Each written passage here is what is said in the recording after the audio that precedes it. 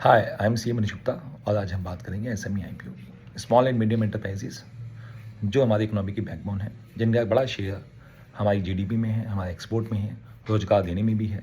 But फिर भी मैंने महसूस किया है कि इनको कहीं ना कहीं फंड रेज करने में, चाहे वर्किंग कैपिटल के लिए हो, चाहे वो इनकी कैपिटल एक्सपेंडिचर के लिए हो, प्रोजेक्ट एक्सपेंशन के लिए हो, बट कहीं ना कहीं इनको प्रॉब्लम आती है।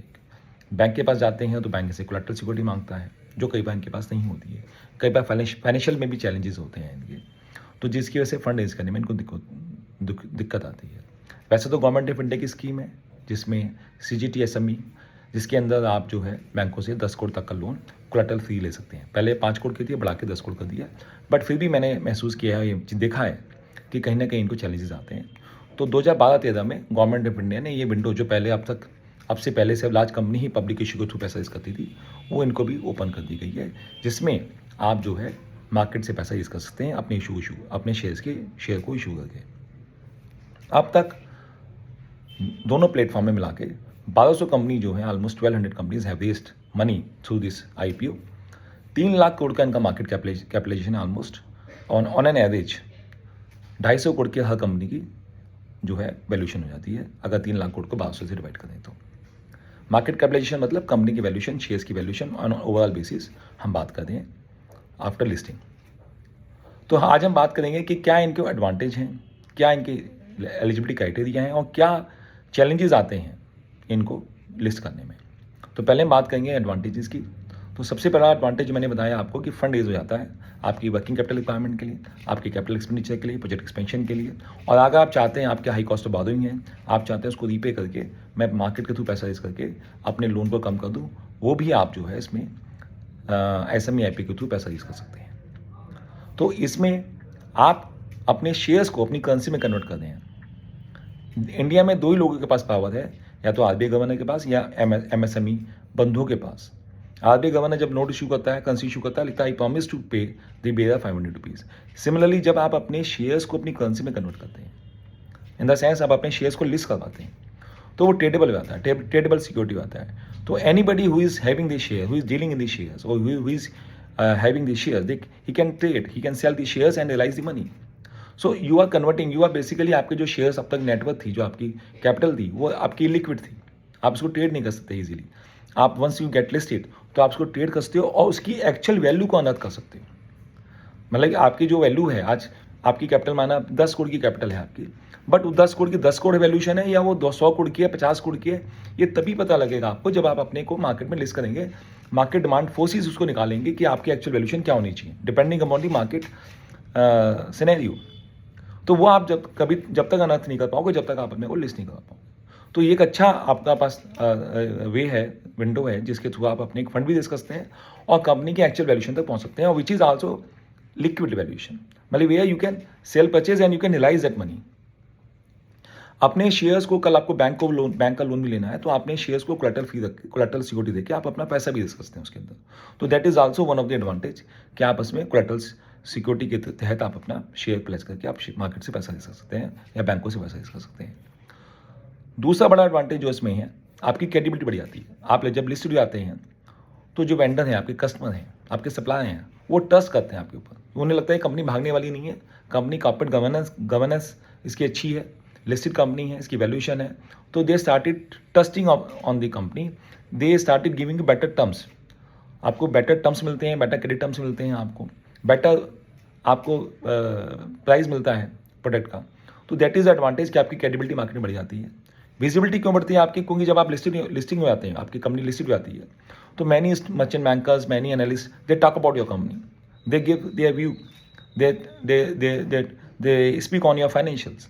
तो उस हिसाब से आपकी जो है विजिबिलिटी बढ़ जाती है। आपका शेयर मार्केट BSE में या NSE में लिस्टेड है, वो उसके रडार पे घूम रहा है, जहाँ पे उसका आपके रिजल्ट जो है क्वार्टरली और जो है वहाँ पे अनाउंस हो रहे हैं, देखे जा रहे हैं, एनालिसिस हो रहे हैं, तो आपकी ऑटोमेटिकली आपके जो शेयर होल्डर है, वो आपके ब्रांड एम्बेसडर की तरह काम करते हैं, वो they are talking about the company. तो आपकी अपने आप विजिबिलिटी बढ़ जाती है। तो क्रेडिबिलिटी और विजिबिलिटी आपकी इंप्रूव हो जाती है when you get your company listed. तो दिस इज द एडवांटेज। आप हज़ारों लाखों करोड़ रुपये खर्च करके तब जाकर आपको क्रेडिबिलिटी मार्केट में नहीं मिल पाती है, विजिबिलिटी नहीं मिल पाती है, जो आपको यहाँ पे लिस्टिंग के माध्यम से आपको ऑटोमेटिकली मिल जाती है। आप अच्छा टैलेंट आप अच्छा टैलेंट को जो है अट्रैक्ट कर सकते हैं, स्टाफ को रिटेन कर सकते हैं, ईसॉप इशू कर सकते हैं, अपने ईसॉप शेयर इशू कर सकते हैं टैलेंट को, अपने स्टाफ को रिटेन करने के लिए। This is also one of the main advantage.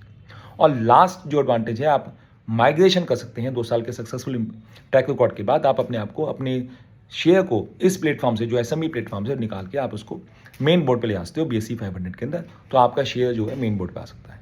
तो ये सब एडवांटेज हैं। एक हाँ, जो कंप्लायंस बटन इसमें बढ़ जाता है, तो डेफिनेटली मैं तो कहता हूँ ब्लेसिंग इन डिस्गाइज है, क्योंकि आपका कंप्लायंस बढ़ने से आप चैन की नींद सो सकते हैं। आपको पता नहीं लगेगा कि 2 साल 5 साल बाद भी कोई नोटिस आ गया तो आप ढूंढ रहे हैं कि इसका जवाब क्या देना है, चार्टर्ड अकाउंटेंट को पकड़ रहे हैं, लॉयर को पकड़ रहे हैं, अपने बुक्स खंगाल रहे हैं, क्या गलती कर दी मैंने। तो ये अच्छी बात है, ब्लेसिंग इन डिस्गाइज है, आपके इंटरेस्ट में, आपकी सेफ्टी के लिए है कि आप कॉर्पोरेट गवर्नेंस करें, definitely with some additional cost.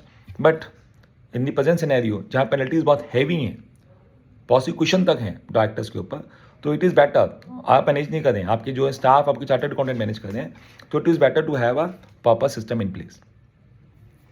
अब हम बात करेंगे एलिजिबिलिटी क्राइटेरिया कि क्या एलिजिबिलिटी क्राइटेरिया है। NSE और इमर्ज और BSE SME में रिक्वायरमेंट पहली तो ये है कि आपकी कंपनी 3 साल पुरानी होनी चाहिए, having a track record of 3 years। This is one of the requirement. Second is that कि आपके 3 में से 2 साल ऑपरेटिंग प्रॉफिट होना चाहिए, मतलब out of 3 years the company must have operating profit in at least 2 years। Free cash flow होनी चाहिए 2 years के अंदर। और तीसरी जो रिक्वायरमेंट है वो ये नहीं चाहिए कि आपकी टेंजिबल नेट एसेट NSE में वो 3 करोड़ होनी चाहिए, और BSE में उन्होंने 1.5 करोड़ का बोला हुआ है कि अगर 1.5 करोड़ तक की आपकी अगर टेंजिबल नेट एसेट्स हैं तो आप पब्लिक इशू रेस कर सकते हैं थ्रू BSE SME IPO। तो ये इसके बड़े रिलैक्स्ड जो है कंप्लाइंसेज हैं, एलिजिबिलिटी क्राइटेरिया हैं, जिसके थ्रू आप SME IPO को ला सकते हैं, रेस कर सकते हैं। अब हम बात करें कुछ लिमिटिंग बिलीफ की, जो मैं इंटरेक्ट करता हूँ अपने SME भाइयों से, तो उनके कुछ डाउट रहते हैं। जैसे पहला डाउट उनका रहता है कि ये जो इशू है ये सिर्फ लार्ज कंपनियों के लिए है। तो मैं बोल चुका हूँ कि 1200 कंपनियाँ आज तक पैसा रेज कर सकती हैं और they are successfully running the company without having any problem. Compliance थोड़ा बढ़ गया है, but as such there is no hitch, and they are able to multiply their valuation. Second जो उनका इशू रहता है कंप्लायंस का, कि कंप्लायंस बढ़ जाता है, तो मैंने पहले बताया कि कंप्लायंस तो आपकी सेफ्टी के लिए, आपकी सिक्योरिटी के लिए, आपकी चैन की नींद के लिए, आप समझे, उसके लिए आप कुछ कॉस्ट, एडिशनल कॉस्ट कर रहे हैं, आपकी चार्टर्ड अकाउंटेंट ने कंपनी से कटी है, they are there to help you and have the compliance done. तीसरा उनका जो रहता है कि they will lose control of the business. ऐसा कहीं नहीं है। They all small share holder who are taking the shares of your company. आज अंबानी साहब हैं, उनकी रिलायंस कंपनी है, उनका आई थिंक 42% शेयर है कंपनी में, बट कंट्रोल वही करते हैं। तो ऐसा नहीं है आप जो है अपना कंट्रोल लॉस कर पाएंगे, लूज कर पाएंगे। You are going to continue as a owner of the company, only that the small share holder who are with you, they are going to be with you. Valuation वो कहते हैं बहुत हमारी जो है लो है, जब हम लिस्ट करते हैं तो उनको वैल्यूएशन जो चाह रहे हैं वो नहीं मिल पाती है। तो मैं कहना चाहूँगा कि जब आप लिस्टिंग करवाते हैं पहली बार, तो डेफिनेटली कुछ डिस्काउंट पे आपको मार्केट में आना पड़ता है, क्योंकि you are for the first time you are getting your share listed. But they are companies who are able to multiply their valuation by 20, 30 and 40 times also. एक कंपनी है मिष्ठान फूड, जिसका IPO 2016 में आया था, और उस टाइम जब IPO आया था तो 150 करोड़ की वैल्यूएशन पे आया था। आज उसकी वैल्यूएशन 6000 करोड़ की वैल्यूएशन है। 40 times after listing they have been able to multiply their valuation.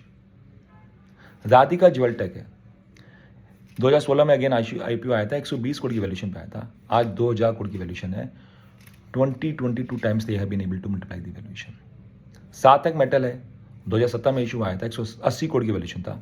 आज उनकी वैल्यूएशन 2100 करोड़ की वैल्यूएशन है। 11 to 12 times they have been able to multiply. अभी 2 साल पहले ओरियाना पावर, नोएडा की कंपनी है, they have got their public issue 275 crore की कंपनी वैल्यूएशन हुई थी। आज उनका कंपनी की वैल्यूएशन 1500 करोड़ की है। With in a span of 2 years they have been able to multiply 5 to 6 times their valuation। तो वैल्यूएशन आपकी अनर्थ होती है, एक्चुअल वैल्यूएशन लाइज होती है वंस यू गेट लिस्टेड। तो इनिशियली आपको थोड़ा सा झक लगता है कि भाई आपको लो वैल्यूएशन पे आपको लिस्टिंग करवानी है, बट आपकी एक्चुअल मार्केट तभी निकल के आएगी जब आप लिस्ट करवाएंगे, नहीं तो आपकी निकल के नहीं आएगी। तो sir this is one of the best way to raise money, this is my personal opinion, and you can open this window. And ऐसा नहीं है कि वन टाइम है, एक बार विंडो ओपन होने के बाद आप 1-2 साल बाद आप फॉलो ऑन ऑफर ला सकते हैं। आप राइट इशू लेके आ सकते हैं, आप अब जो है प्रेफरेंशियल इशू लाके अगेन आप मार्केट रेज कर सकते हैं. It is just you want to open this window for you and so that आपका जो है not only your valuation will increase but also you are able to raise money for your capital expenditure and for your working capital requirement.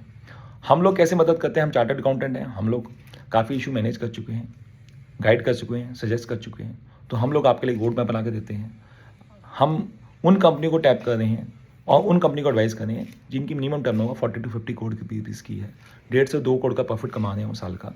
उन लोगों को हम आगे suggest कर सकते हैं, गाइड कर सकते हैं कि how they can tap this market, what is the way forward and what is the जो है उनकी कंप्लाइंसेस कैसे कर सकते हैं, वो हम गाइड कर सकते हैं. तो you can always connect with us and thank you very much for this today.